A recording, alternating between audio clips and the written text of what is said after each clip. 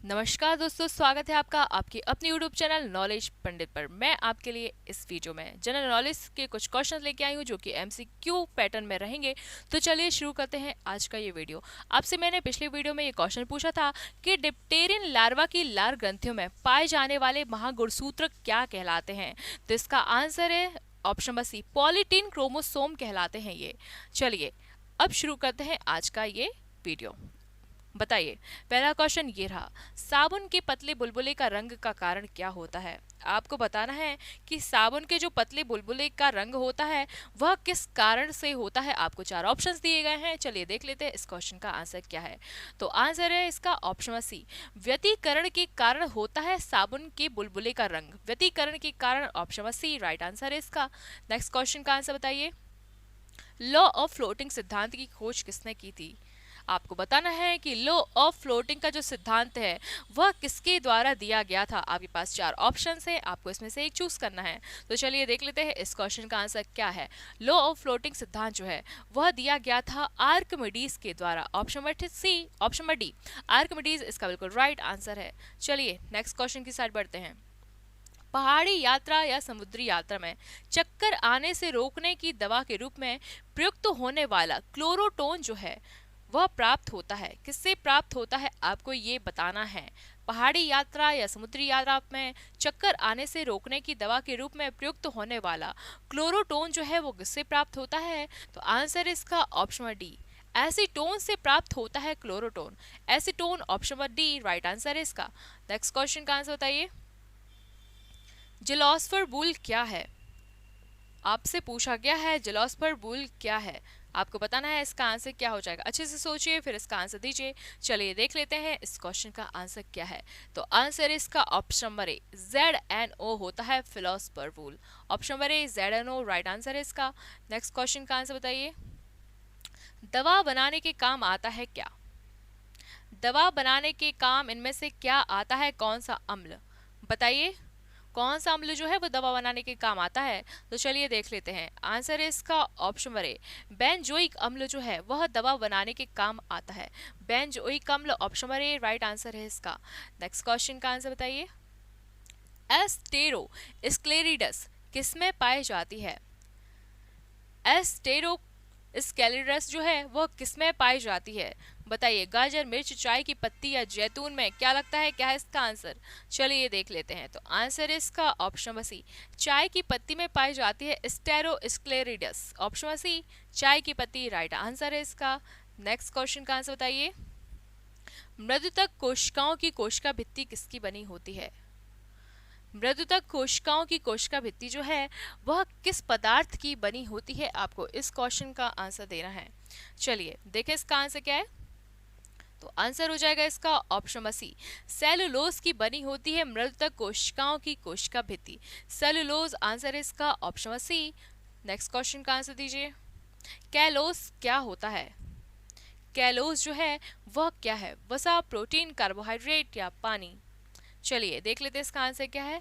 Callus होता है carbohydrate. Option number C carbohydrate answer है इसका। नेक्स्ट क्वेश्चन का आंसर बताइए, पाइसम सैटाइवम का सामान्य वानस्पतिक नाम क्या है। बताइए, पाइसम सैटाइवम जो है वह किसका वानस्पतिक नाम है। बताइए क्या है इसका आंसर, किस मटर का वानस्पतिक नाम है पाइसम सैटाइवम। चलिए तो आंसर है इसका ऑप्शन नंबर डी, उद्यान मटर का नाम है पाइसम सैटाइवम। ऑप्शन नंबर डी उद्यान मटर आंसर है इसका। नेक्स्ट क्वेश्चन का आंसर दीजिए, रुधिर स्कंदक कारक किससे प्राप्त किया जा सकता है। बताइए, रुधिर स्कंदक कारक जो है वो इनमें से किससे प्राप्त किया जाता है। चलिए देखें इसका आंसर क्या है। तो आंसर इसका ऑप्शन नंबर सी, पुनः संयोजी डीएनए से प्राप्त किया जा सकता है रुधिर स्कंदक कारक। ऑप्शन नंबर सी पुनः संयोजी डीएनए राइट आंसर है इसका। नेक्स्ट क्वेश्चन का आंसर बताइए, वृद्धि नियामक का उदाहरण कौन नहीं है। बताइए, वृद्धि नियामक का उदाहरण कौन सा नहीं है, आपसे पूछा गया है। क्वेश्चन अच्छे से पढ़िएगा। तो इस क्वेश्चन का आंसर हो जाएगा ऑप्शन नंबर सी, लवण।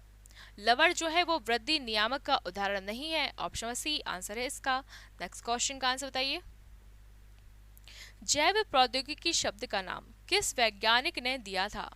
आपसे पूछा गया है जैव प्रौद्योगिकी शब्द का नाम जो है वह किस वैज्ञानिक ने दिया था, तो आंसर हो जाएगा इसका ऑप्शन सी कार्ल इरेकी जो है उन्होंने दिया था जैव प्रौद्योगिकी शब्द, कार्ल इरेकी, ऑप्शन सी आंसर है। नेक्स्ट क्वेश्चन का आंसर बताइए। पर्यावरण में उग रहे किसी पादप का संबंध होता है किससे, बताइए। पर्यावरण में उग रहे किसी पादप का संबंध इनमें से किससे होता है, तो चलिए देख लेते हैं इस क्वेश्चन का आंसर क्या है। आंसर है इसका ऑप्शन डी, उपरोक्त सभी से होता है किसी पादप का संबंध, यानी क्षेत्र की मृदा से, उपलब्ध प्रकाश से और क्षेत्र के अन्य पादपों से भी। Option D all of the above बिल्कुल सही आंसर है इसका। नेक्स्ट क्वेश्चन का आंसर बताइए।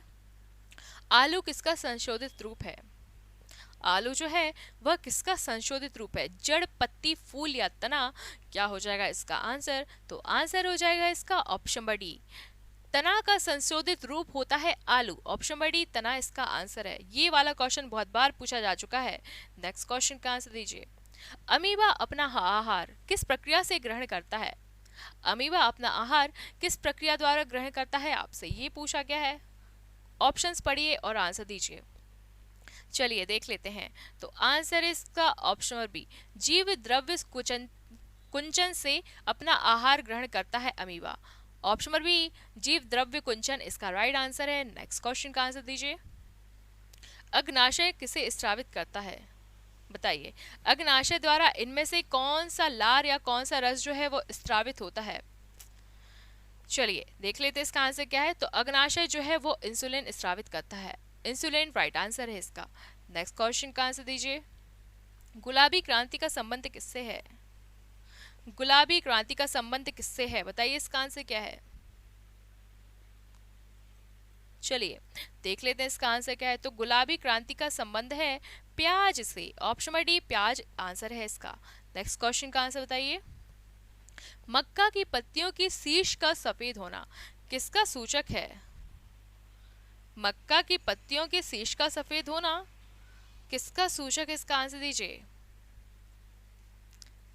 मक्का की पत्तियों के जो शीर्ष भाग जो है वो सफेद हो जाते हैं, तो किसकी कमी से सफेद हो जाते हैं, आपसे ये पूछा गया है। तो आंसर हो जाएगा इसका ऑप्शन डी, जिंक की कमी से मक्का की पत्तियों का शीर्ष भाग जो है वह सफेद हो जाता है, यदि जिंक की कमी हो तो। ऑप्शन डी आंसर है इसका। नेक्स्ट क्वेश्चन का आंसर दीजिए। बीज जो प्रतिवर्ष बदला जाता है क्या कहलाता है, बताइए। वह बीज जो प्रतिवर्ष बदला जाता है तो उन बीजों को क्या कहते हैं, चलिए देखें इसका आंसर क्या है। तो आंसर हो जाएगा इसका ऑप्शन डी, संकर बीज कहलाते हैं। ये बीज जो प्रतिवर्ष बदले जाते हैं संकर बीज कहलाते हैं। नेक्स्ट क्वेश्चन का आंसर दीजिए। ऑक्सेनोमीटर का प्रयोग करते हैं किसमें, बताइए। ऑक्सेनोमीटर का प्रयोग किसे मापने में किया जाता है, चलिए देख लेते हैं इसका आंसर क्या है। तो ऑक्सेनोमीटर का प्रयोग करते हैं वृद्धि दर मापने के लिए, ऑप्शन बी वृद्धि दर मापना इसका बिल्कुल राइट आंसर है। नेक्स्ट क्वेश्चन का आंसर दीजिए। बीजों के प्रकीर्णन की सेंसर विधि पाई जाती है किसमें, बीजों के प्रकीर्णन की सेंसर विधि इनमें से किसमें पाई जाती है, आपसे ये पूछा गया है। तो आंसर है इसका ऑप्शन सी, कपास में पाई जाती है बीजों के प्रकीर्णन की सेंसर विधि। चलिए बढ़ते हैं नेक्स्ट क्वेश्चन की साइड। इससे पहले मैं आपको एक इन्फॉर्मेशन दे दूं, हमने 10,000 क्वेश्चंस की एक पीडीएफ तैयार की है जो कि है 300 रुपये में, लेकिन स्टार्टिंग के जो 1000 स्टूडेंट्स रहेंगे उनके लिए मात्र वो पीडीएफ 99 रुपये की अवेलेबल रहेगी। साथ ही करंट अफेयर्स की भी एक पीडीएफ है जिसमें आपको पिछले 1 साल के करंट अफेयर्स मिलेंगे मात्र 25 रुपये में। यदि आपको पीडीएफ से रिलेटेड कोई भी और जानकारी चाहिए तो आप नीचे दिए गए नंबर पर व्हाट्सएप भी कर सकते हैं या कॉल करके भी पूछ सकते हैं, ठीक है। चलिए पढ़ते हैं नेक्स्ट क्वेश्चन की साइड। लिटमस अम्ल क्षार सूचक प्राप्त होता है किससे, आपको बताना है लिटमस जो अम्ल और क्षार का सूचक होता है वह किससे प्राप्त होता है। तो आंसर क्या हो जाएगा इसका, इस क्वेश्चन का आंसर हो जाएगा ऑप्शन बी, लाइकेन से प्राप्त होता है लिटमस। ओके, लाइकेन बिल्कुल राइट आंसर है इसका। नेक्स्ट क्वेश्चन का आंसर बताइए। निम्नलिखित में से कौन सा पादप रेशा तने से प्राप्त होता है, बताइए। इनमें से कौन सा पादप रेशा ऐसा है जो तने से प्राप्त होता है। तो आंसर हो जाएगा इसका ऑप्शन सी, सनई, सनई आंसर है इसका। नेक्स्ट क्वेश्चन का आंसर दीजिए।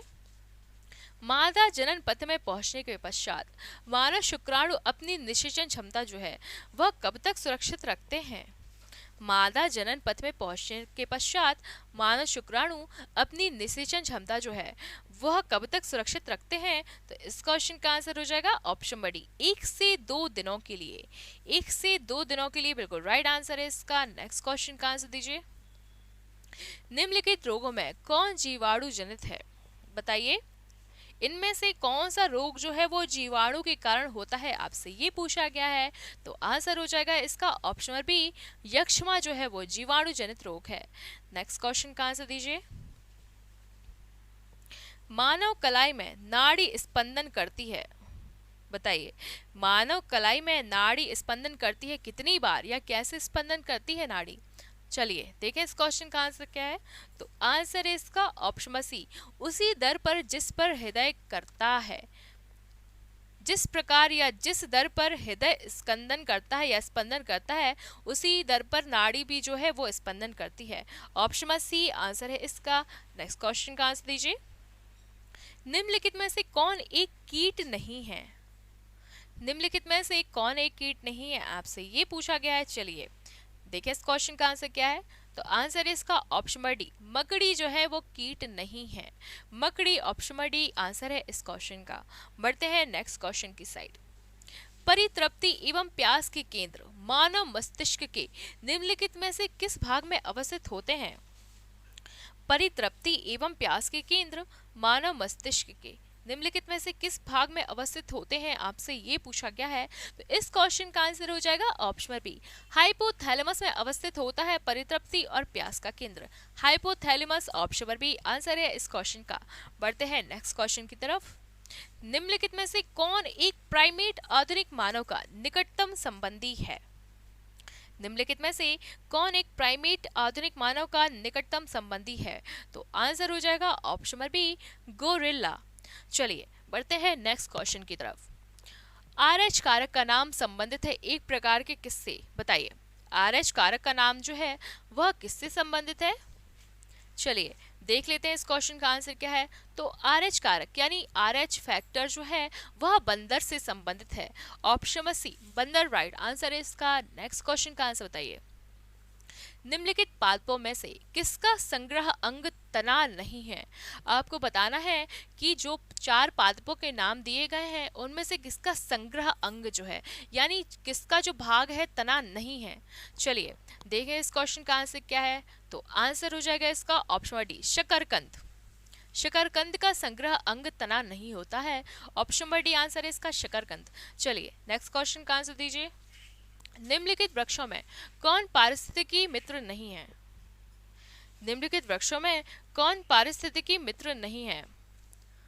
ओके, सो इस क्वेश्चन का आंसर है option B, eucalyptus. Eucalyptus answer है इसका। नेक्स्ट क्वेश्चन का आंसर दीजिए। गेहूं में रोटी बनाने के गुणों को प्रभावित करने वाला पदार्थ कौन सा है? बताइए, गेहूं में रोटी बनाने वाले गुणों को प्रभावित करने वाला पदार्थ इनमें से कौन सा होता है? चलिए क्वेश्चन अच्छे से पढ़ लिया, ऑप्शंस देख लिए, अब देख लेते हैं इस क्वेश्चन का आंसर क्या है। आंसर है इसका ऑप्शन बी, ग्लूटेन। गेहूं में रोटी बनाने वाला जो गुण होता है वह होता है, उस पदार्थ का नाम होता है ग्लूटेन। ऑप्शन बी ग्लूटेन इसका आंसर है। नेक्स्ट क्वेश्चन का आंसर दीजिए। फल तथा सब्जियों में मोम के घोल का उपयोग किया जाता है। बताइए किसके लिए? फल तथा सब्जियों में मोम के घोल का उपयोग किया जाता है किसके लिए? चलिए ऑप्शंस अच्छे से पढ़िए फिर इसका आंसर दीजिए। तो आंसर हो जाएगा इसका ऑप्शन बी, उनका भंडारण काल बढ़ाने के लिए। फल तथा सब्जियों के भंडारण काल को बढ़ाने के लिए मोम के घोल का प्रयोग किया जाता है। ऑप्शन बी आंसर है इसका। नेक्स्ट क्वेश्चन का आंसर बताइए। पैगिंग एक लाभकारी प्रक्रिया है, किससे रिलेटेड है पैगिंग, आपसे ये पूछा गया है। चलिए ऑप्शंस अच्छे से पढ़िए फिर इसका आंसर दीजिए। पैगिंग जो है वो एक लाभकारी प्रक्रिया है किसके लिए? तो आंसर हो जाएगा इसका ऑप्शन सी, मूंगफली के लिए पैगिंग का प्रयोग किया जाता है। मूंगफली आंसर है इसका। नेक्स्ट क्वेश्चन का आंसर बताइए। भारतीय दलहन शोध संस्थान कहाँ अवस्थित है? भारतीय दलहन शोध संस्थान जो है वह कहाँ अवस्थित है? इलाहाबाद, फैजाबाद, कानपुर या इंदौर? तो इस क्वेश्चन का आंसर हो जाएगा कानपुर। ठीक है, दलहन शोध संस्थान जो है वह है कानपुर में। ऑप्शन सी आंसर है इसका। बढ़ते हैं नेक्स्ट क्वेश्चन की साइड। टिड्डियां भारत में प्रवेश करती हैं कहां से होकर? बताइए, टिड्डियां जो है वो भारत में प्रवेश करती हैं कहां से? चलिए देखते हैं इस क्वेश्चन का आंसर क्या है। न्यूज में ये बहुत बार देखा जा चुका है, इससे रिलेटेड ये क्वेश्चन। चलिए, तो आंसर इसका पाकिस्तान। टिड्डियां जो है वो पाकिस्तान से प्रवेश करती हैं भारत में। ऑप्शन नंबर सी आंसर है इसका। नेक्स्ट क्वेश्चन का आंसर दीजिए। जुगनू किस परिघटना की वजह से शीत प्रकाश देता है? बताइए, जुगनू जो है वो चमकता है ना, आपने देखा होगा, तो वही पूछा गया है कि जुगनू किस परिघटना की वजह से शीत प्रकाश देता है। ऑप्शंस अच्छे से पढ़िए फिर इसका आंसर दीजिए। तो आंसर हो जाएगा इसका ऑप्शन सी, वायु संदीप्ति के कारण जुगनू जो है वह शीत प्रकाश देते हैं या चमकते रहते हैं। वायु संदीप्ति, ऑप्शन सी आंसर है इसका। नेक्स्ट क्वेश्चन का आंसर बताइए। मृत्तिका शिल्प, मृद भांड और कांच उद्योगों के श्रमिकों को सामान्यतः होने वाले व्यावसायिक स्वास्थ्य संगठनों में से एक कौन सा है? बताइए, क्या है इसका आंसर? मृत्तिका शिल्प, मृदभांड और कांच उद्योगों में जो श्रमिक काम करते हैं उनमें ज्यादातर जो रोग होता है वह कौन सा पाया जाता है? तो आंसर हो जाएगा इसका option C, silicosis. Silicosis, option C right answer इसका। चलिए बताइए, इस क्वेश्चन का आंसर दीजिए। जब हम केंचुए पर साधारण नमक छिड़कते हैं तो वह मर जाता है किसकी वजह से? ये आज का आपका लास्ट क्वेश्चन है जिसका आंसर आपको देना है कमेंट बॉक्स में। जब हम केंचुए पर साधारण नमक छिड़कते हैं तो वह मर जाता है किसके कारण? परासरणी प्रघात के कारण, श्वसन विफलता, लवण का अविषालु प्रभाव या त्वचा के छिद्रों का बंद हो जाना? इस क्वेश्चन का आंसर देना है आपको कमेंट बॉक्स में। आज का वीडियो कैसा लगा जरूर बताइएगा। अच्छा लगा हो तो लाइक कीजिए, शेयर कीजिए, चैनल को सब्सक्राइब करना बिल्कुल ना भूलें। और जिस किसी को भी पीडीएफ के बारे में कोई भी जानकारी चाहिए, नीचे दिए गए नंबर पर वो व्हाट्सएप भी कर सकते हैं या कॉल करके भी पूछ सकते हैं। मिलते हूँ आपसे अगले वीडियो में, तब तक के लिए बहुत बहुत धन्यवाद।